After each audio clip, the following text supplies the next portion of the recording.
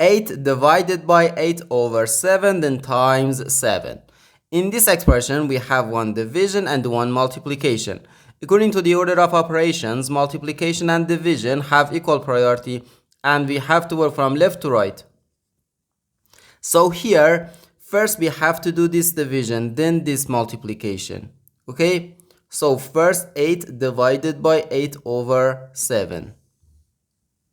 According to the KCF rule, K stands for keep, C stands for change, and F stands for flip.